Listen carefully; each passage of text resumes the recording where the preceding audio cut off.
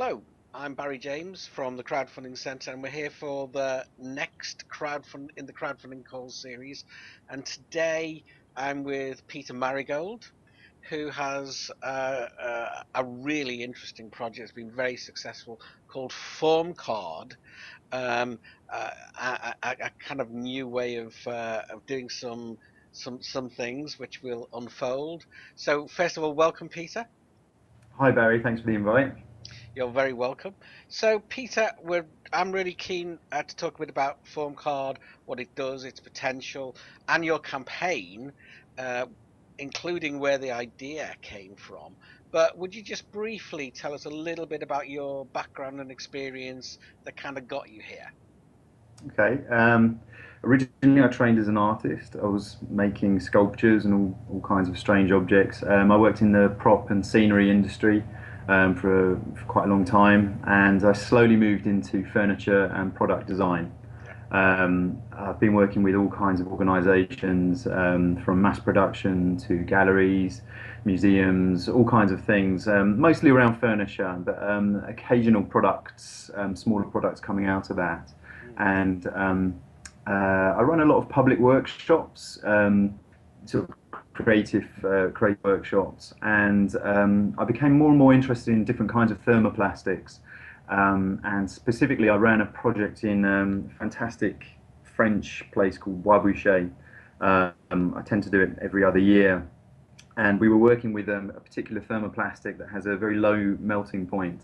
And I could see that this had incredible potential for everybody to use in everyday situations. But I was trying to nail down why it was that everybody isn't using this. It's as useful as Mm. sellotape or blue tack, and you could use it everywhere in every kind of situation. And over kind of a couple of years, particularly in one last year, I developed the credit card form from that. Yeah. Um, and I was carrying little bits around with me all the time, trying to find little solutions for things. And because I always had some in my wallet, it was a natural progression to turn it into a credit card, and Yeah. that's where FormCard came along. And the detailing of it is more complicated. It's just the right thickness for all these kinds of applications that it's good for. Sure. Yeah.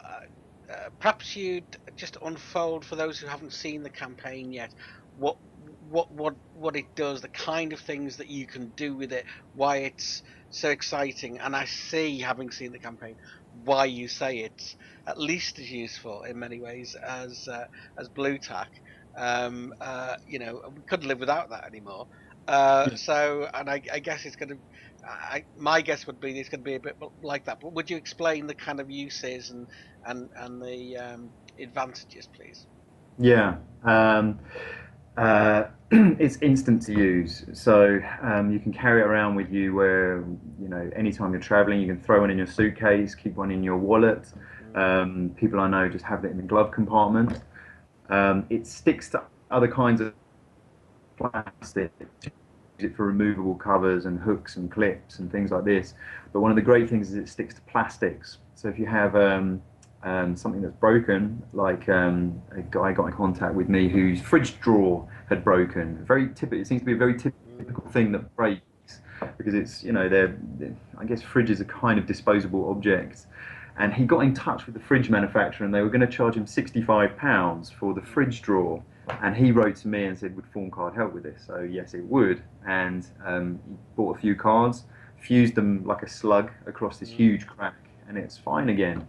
Mm. And I think that's a wonderful thing that there's, we're so used to the idea that things are expensive if they break, so it's easier and cheaper just to buy a new one. And I like the fact that FormCard can intervene in that. There are obviously lots of things you can use to fix products. The great thing about FormCard is instant. You just drop it in a cup of hot water. It's ready to use. Um, it's reusable. It's infinitely reusable. It's also biodegradable. It's not certified for that yet, but it is actually biodegradable. We're working on this certification. Um, and it's beautiful. It's got lots of different colours. It's very, very Yeah. strong.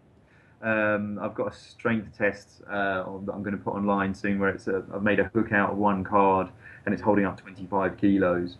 Mm. very, very strong, like nylon. Um, and it's great, you know, if you're on holiday and you, for example, you need some baby corners. If you stay in rented accommodation, you need to put some like protection on the edge of the table. You can Mm, just make those. When you finish with the holiday, you just melt them back down again. mm. Uh, all kinds of things, Barry. Yeah, when I saw the video, I got quite excited because I'm one of those sad people who never likes to throw things away, and the ability to come make things with it to hold your mobile phone or whatever. So, Mm. and you mentioned the fridge. I've actually got a broken fridge shelf. Now that you mentioned it, I'd never thought of that. And as you say, throwing the whole fridge away is just silly, isn't it? Yeah, So, and I so also that's like. interesting. Sorry. One of the important things as well is if you buy the raw material, it's this kind of anemic color. And introducing, we've got 20 different colors now, and some of them are really, really lovely, like everything from fluorescence down through natural foresty colors, monochrome. And when people fix things or when people make things in their home, they actually want them to be attractive. Mm. And that important key way to turn this into like an accessible product for people. Yeah. So it's definitely worth looking at the video for those who haven't seen it. But what's the most creative or unusual use you've seen for it so far? Um, all kinds of things. We're running a competition right now for people to send in projects, and there's some really nice ones. Some lovely cat toys. This guy's making some really creative cat toys. There was a nice project that it was actually me running it, but the students made the objects, and I was doing a sculpting workshop with a group of students, and I couldn't find my sculpting tools in the morning. So I took along a big bunch of form cards, and the first part of the project was all the students had to make their own clay sculpting tools, and Wow. that was a really lovely application because each tool was completely different and related to how that person thought they were going to take on the project. And as they were starting doing the sculpting, they were then going back and reheating them and remodeling them, Mm. and that was a really lovely example of how they're you can and then adapt them and change them as you're working through a project. Wow, iterative tool design. I love it. Mm. Okay, Yeah, so it sounds like this is becoming a business, if not a whole blooming industry, isn't it? yeah, yeah. It's become a beast, which is Yeah. great. Um, that's all new for me. Like I've worked in design for like the last 10, 12 years, um, and I know about mass production and a little bit about selling things, but not managing, distribution and production fully. And it's great. This is all produced in the UK. That's another great thing. It's a bioplastic. It's a starch-based bioplastic, and the main manufacturer of that is in the UK. Mm, And that meant that we'd get the moulding done in the UK, mm, which means that we've got a very, very fast turnover. So if there's a shop that needs like thousands of a particular colour, we can produce that within mm, like 1 or 2 weeks, which mm. is amazing. Great. Mm. So it sounds, as I say, like it's growing into a business. Now, one of the reasons I was keen to chat is I know you're one of the very first creators or campaigns to go on to Indiegogo's new in demand service, and you actually went on there from Mm. Kickstarter. So Yeah. just tell us a bit about your Kickstarter campaign. I know you aced your target several times over, but tell us also about how you came to be on Mm. Indiegogo, on in demand, and how that's working. Mm.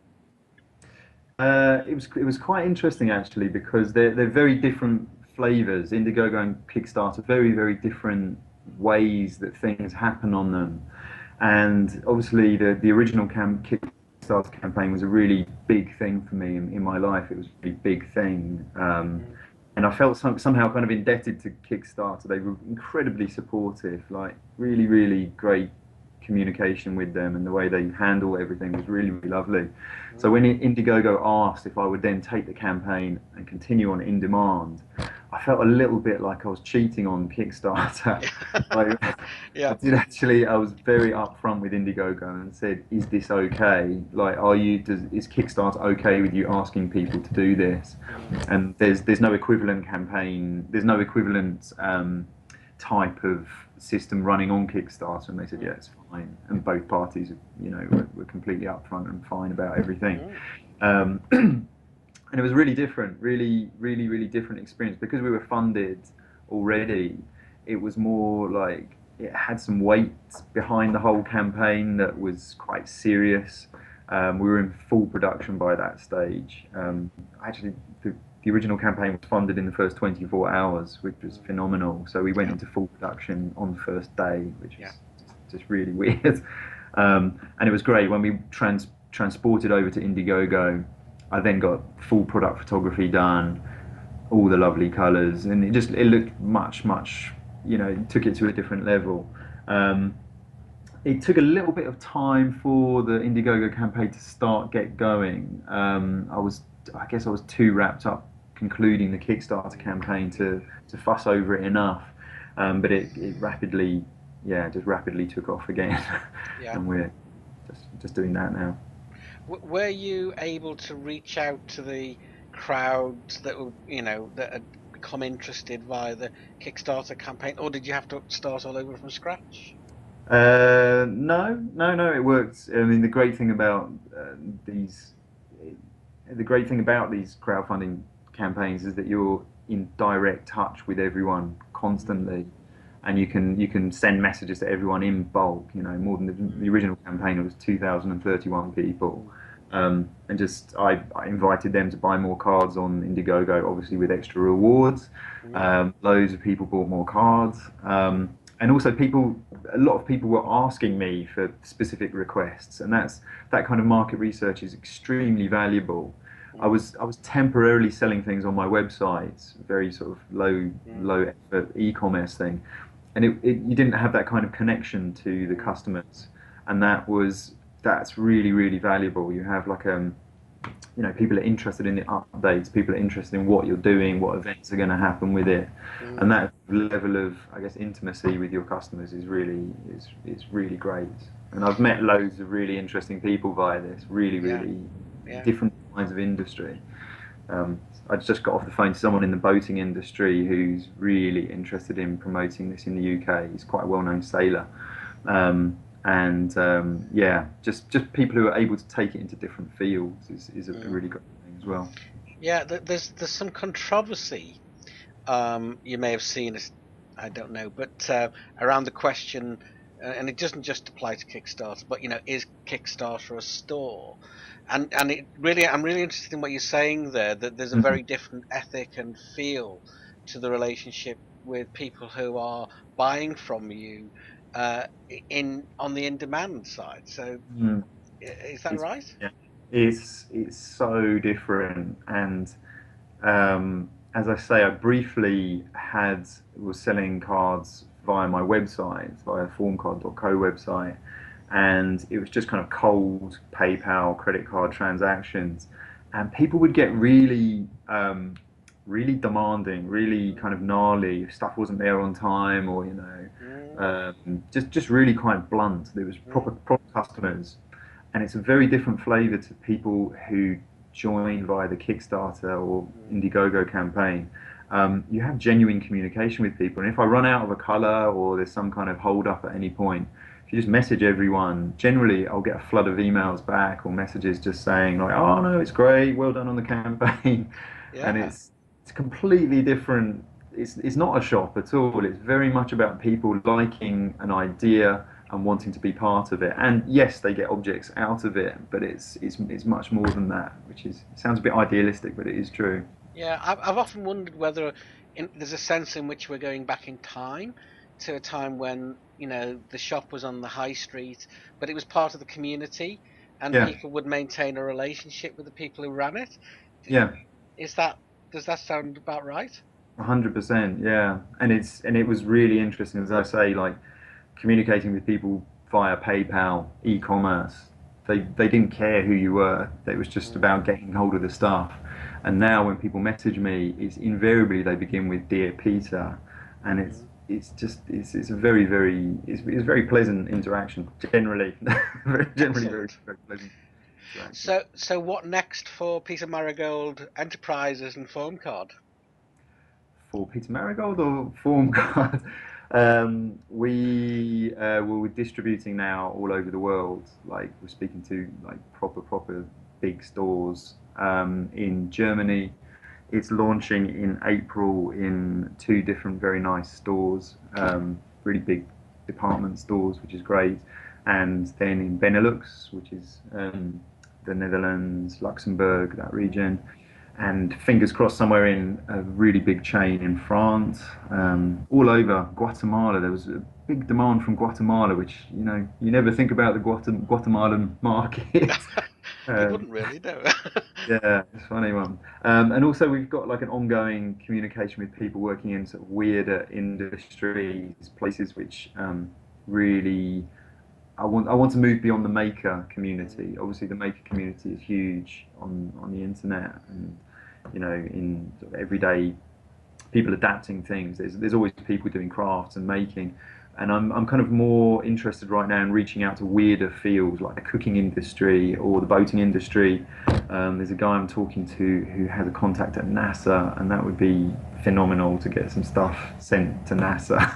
Yeah, um, yeah, I guess they so. could use this in space. Yeah, I could see. I could see why they would want to use it. Yeah, it's interesting. Yeah, Yeah. yeah. There's the guy I was talking about, the sailor who I've just finished talking to. He said when you're doing like long distance boats racing, long distance traveling, you carry almost nothing with you. You'll carry a knife and a fork and a spoon, and if one of those breaks, which happened to him, Mm, he previously tried to fix his spoon with some carbon fiber and epoxy resin.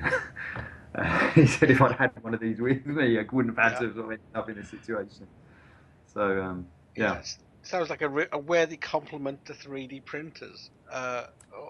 Hmm. Yeah. Something in So between, yeah, clay and 3D printing. That's yeah, where. yeah. Interesting. Okay, so final questions really. Um, what would be your hint, tips, or advice to anyone thinking of launching a campaign? And it maybe related. Is there anything that you would do differently, knowing what you know now? Uh, Several big questions there.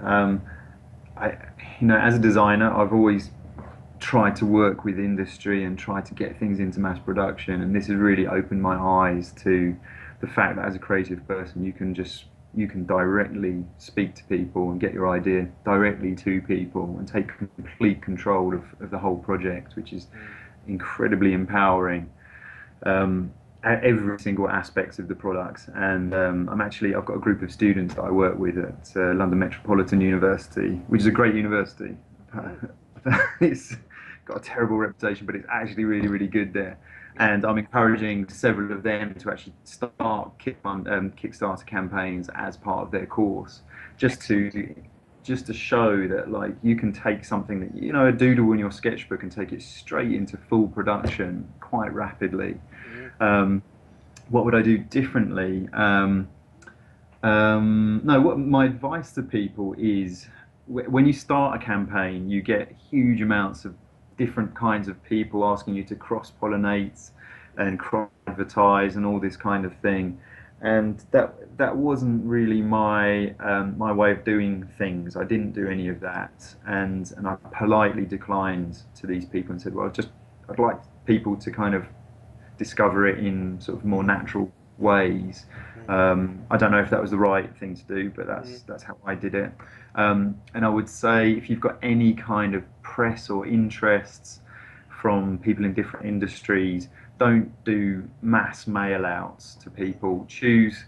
Specifically choose people that you know will be interested in the thing that you're working on, and write them a very personal email mm, and ask them for their support. That was quite an important thing for me. I had 4 or 5 people and websites who I knew, and the guarantee they'll invest a little bit of time in mm. supporting it is much more valuable than doing mass mail outs.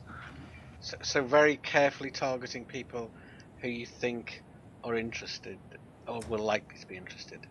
Yeah, I mean that's the way that I did it. There are ways that you can do it via mass marketing, and that's different when you've kind of arrived at a point where you need to contact the wider world.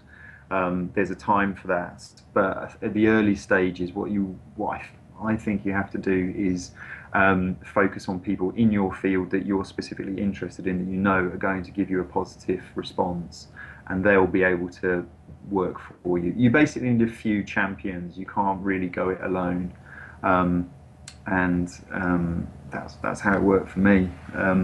Yeah, no, that's good advice.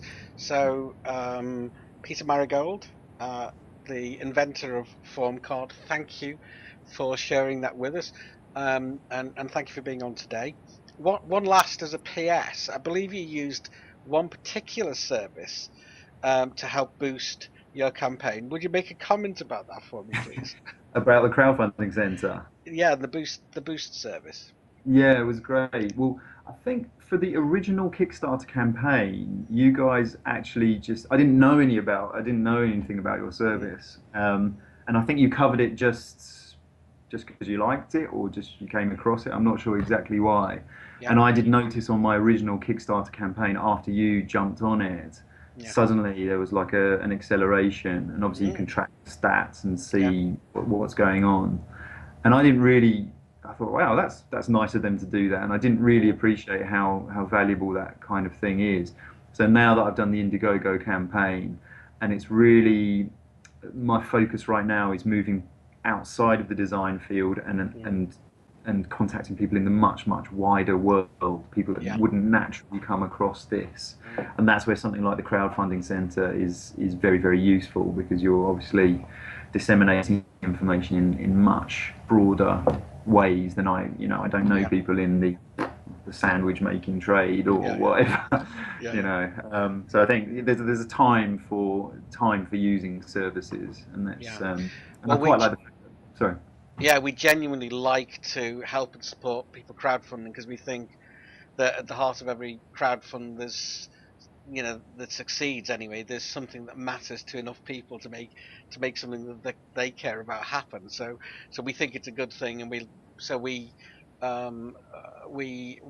as widely as we can support crowdfunders. Brilliant. And very, very interesting to hear what you say. And we do it in the way that you've described. So we try Mhm. to reach out to the people we think are going to be interested in. So it's really great to hear what from your experience on that. Genuinely is. Yeah, So thank you very, for that. I do appreciate your help. Thank you. Thank you. Okay, so again, Peter Marigold, FormCard. Uh, Best wishes for success. Long may you be in increasing demand, and we'll be following your progress with interest. Thanks for Thanks, being with me Barry. today. Thanks. Bye. Cheers. Bye bye.